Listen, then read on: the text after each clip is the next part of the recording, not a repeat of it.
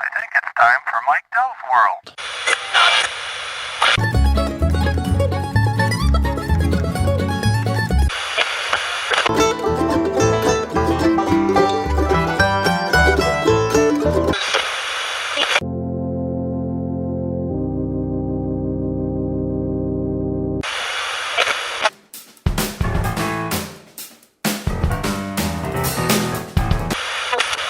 There it is.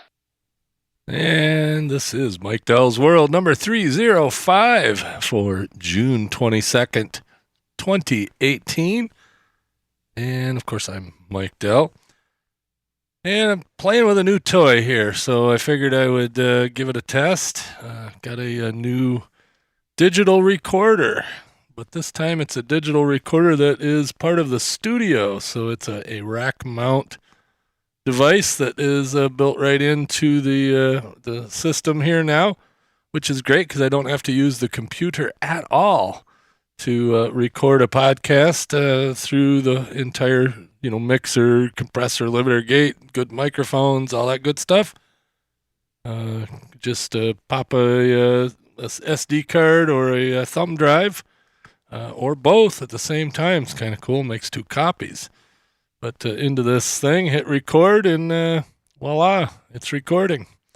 It makes a WAV file. Then I can take that WAV file and put it into the computer and edit it or whatever, or I can set it to make it an MP3.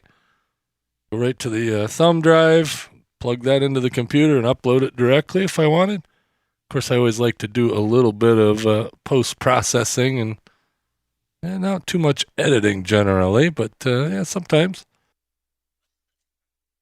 So all you gearheads out there that are wondering what this is, it's a Denon, excuse me. Let's see, a Denon DN300R, and it's a solid state audio recorder, source audio recorder, I guess they call it. Anyway, could barely read that because a lot of light in here. Let me turn on my little flashlight. Yeah, it's a solid state source audio recorder.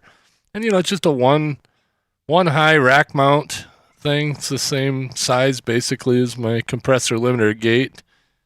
And it'd be the same size as an EQ if you had one. I don't have one on this setup. But it's kind of neat. Just push a SD card or a thumb drive in it and hit record and start recording. And, of course, I will probably be doing it both to the computer and to this. Just, when I'm doing an important podcast, if I lose this one, well, I just start over and do it again. I had one that I lost last week or 2 weeks ago.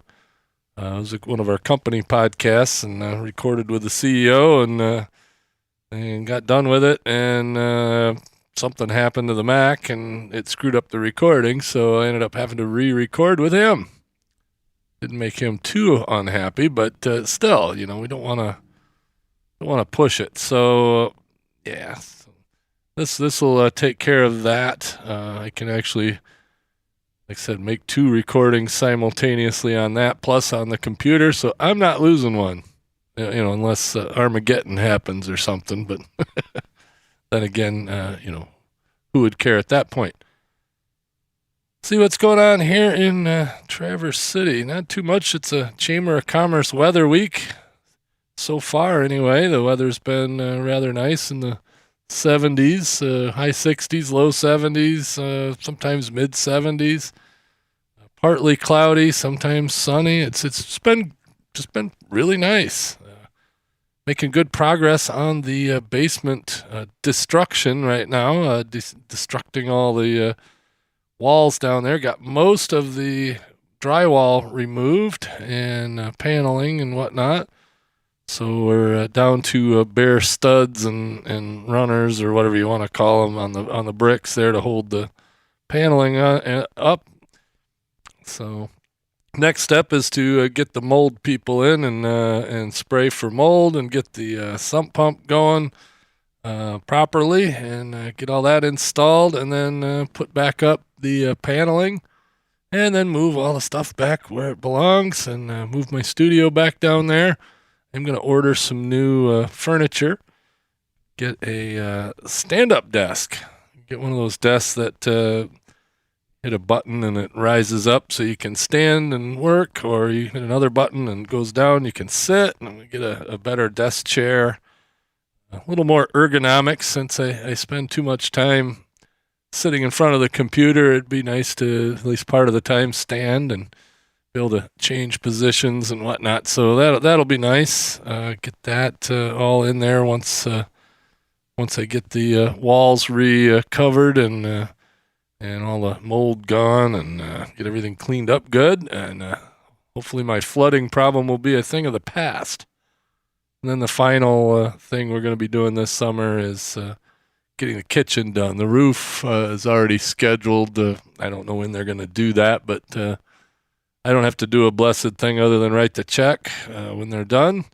So, and it's not leaking now, so I'm okay with it. Whenever they get it done, I told them as long as they don't have to shovel snow off of it to do it, I'll be happy. But it sounds like they'll be getting to it sometime probably in July, which will be cool. Let's see, tomorrow, Saturday, the 23rd, is Ham Radio Field Day. And what that is where all hams go out into the field, and usually in tents or motorhomes or campers, or set up in parking lots, whatever, and set up out in the field, and then for 24 hours see who all they can talk to. It's kind of a contest, and you get points awarded for each contact that you make, and you have to exchange a certain code, basically based on how many transmitters you're running and what type of power you're running. So in most cases, somebody out in the field would be 1A or 2A or 3A. A means emergency power. That's either generator or battery. And the number is how many transmitters in your particular group. So normally it would be with the Benzie County Amateur Radio Friends, or the BARF group, Benzie Amateur Radio Friends, and they usually would have two transmitters. So it'd be 2A, and then use your ARRL section, and in this case, the state of Michigan is our section, so it'd be 2 Alpha Michigan. So that's emergency power with two transmitters in the state of Michigan. And well, Benzie Group's not going to do it this year, and since I was appointed the District 7 Emergency Coordinator for the northern half of Lower Michigan, that sounds weird, northern Lower Michigan. Anyway, I've got 18 counties here, and there's 4 or 5 groups doing field day in my district, so my dad and I tomorrow are going to take off and go up. First stop is in Mackinac City. It's up at the very tip of the mitt, as they say, right there by the Mackinac Bridge. There's Mackinac City, and on the dock there is the Coast Guard cutter Mackinac, the first original Coast Guard cutter Mackinac. There is now a new version of the Mackinac out there on active duty. This is the decommissioned one, built during World War II, and anyway, the group that the emergency communications group up there for those counties runs the radio room on the museum ship. So we're going to go up visit them tomorrow afternoon, and then probably go over to Alpena and visit the Alpena group. So that'll be good. I haven't been over to that side of the state in quite a while. And then on our way back, we'll hit the Gaylord group, and probably get back, sometime tomorrow evening, hopefully reasonable time. And then Sunday, I'm going to run over to the one in Traverse City here, and probably down in Manistee, which is a bit south of here, along Lake Michigan. So we'll get quite a little tour the next or this weekend, so that'll be kind of fun. Also, we'll be recording a podcast with Dave Clements. You guys probably don't know who Dave is, but Dave does a show called Geek This, and he's also one of my support techs at Blueberry. So He's going to be filling in for Todd on Your Podcast by Blueberry. So look for that coming out Monday or Tuesday. Probably Monday sometime, I'm guessing. But be recording with him at some point in the next few days. So that'll be nice. Get somebody else on the team in the show and all that. So that'll be good. He was having some internet issues at home. We all have that from time to time. And so we couldn't record yesterday like we wanted to, but that's all right. Listen, I'm easy. Let's see. Vehicle department. Got the van fixed up enough to where I think it's going to run for another a few months anyway. So I had to do brakes actually. And I did break a spring on the front strut, and it was rattling like crazy. Now, there's no noticeable other issue other than the rattle. Because the spring, it holds the car up. It's fine. It's not it's not sagging or anything. But anyway, when I jacked up the front end of the van to do the brake on that side, I noticed the coil of the spring that was rattling around was there, and I tried to snake it out of there, and I couldn't get it quite out of there. But I did put it in such a position as when I put the weight back on the wheel, it jammed it down in there so it doesn't rattle anymore. So. And the thing's got 232,000 miles on it, and it's starting to rust. So, I'm just holding off buying a new vehicle until fall, I think. And I don't know what I'm going to do, whether I'll get another van or get another Subaru. I haven't had good luck with Subarus. I've totaled two of them, one my fault and one not my fault. And a tree fall on one of them. But the one that I ran into the ditch, I guess that was my fault. And that car's still on the road. It just officially by the insurance company got totaled, and we bought it back. And then I traded it for that old pickup truck that I got. And speaking of the old pickup truck, that had brake problems as well. The rear brake drums on it, one of them is cracked, or was cracked. And, I mean, it was cracked in such a way, how brake drums work. The shoes are on the inside, and when you hit the brakes, it pushes out on it.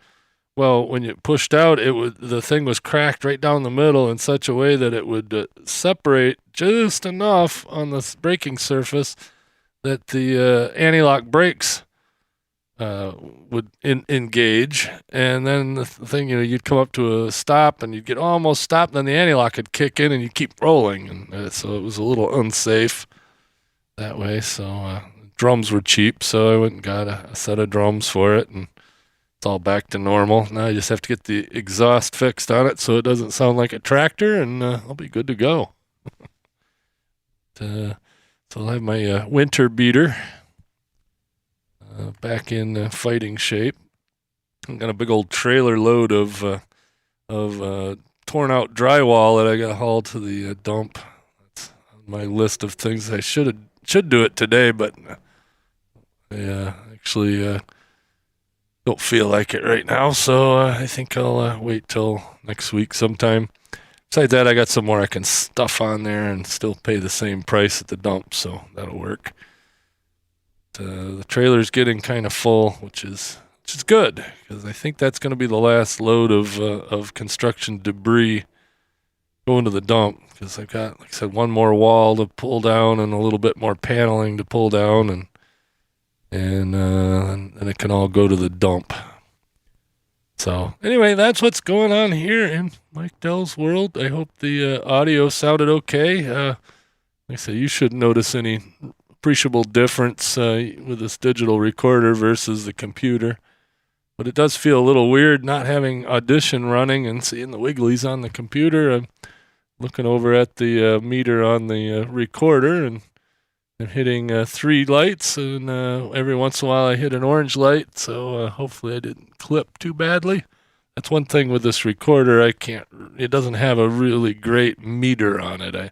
So I just have to sort of trust that I got it set right, and I got my limiter set right on the compressor limiter gate. So that should be okay. hopefully it wasn't terrible. Everybody have a good weekend. If you listen to this over the weekend, I hope it's all going good. Hope your weather's the way you like it. And yeah, say hi to me sometime. Go check out Facebook, Twitter. Send me an email, mike@mikedell.com. Whatever. Be good to know who's still listening. I know I got a few listeners, so that's good. Anyway, catch me later.